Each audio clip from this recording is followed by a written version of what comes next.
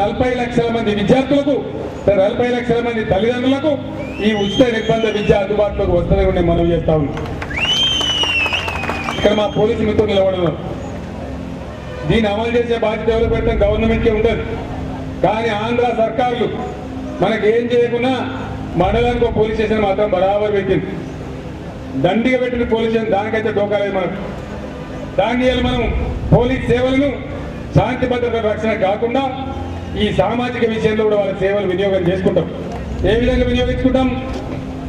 ఆ మండలంలో ఎన్ని స్కూళ్ళు అయితే ఉన్నాయో, ఎంతమంది స్టూడెంట్ పాపులేషన్ ఉందో, 3 సంవత్సరాలు నిన్నటువంటి ఆడపిల్లలు మగపిల్లలు ఎందరున్నారో ఆ మండల సబ్ ఇన్స్పెక్టర్ గారికి లిస్ట్ అందజేయబడుతుంది.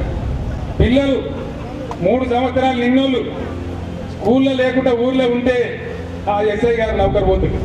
అప్పుడు ఏమవుతుంది? ఆటోమేటిక్గా ఎస్ఐ గారి ఊళ్ళలోకి వచ్చారే మధ్యాహ్నం బిడ్డమా బిడ్డ ఎల్లయ్య బిడ్డమా బిడ్డ అని చెప్పి ప్రజల మధ్య కూర్చొని పిల్లలను తీసుకుపోయి మంచిగా బళ్ళు చదివించేటువంటి ఒక సామాజికమైనటువంటి గొప్ప మార్పు, ఒక సోషల్ ఇంటర్ఫేస్.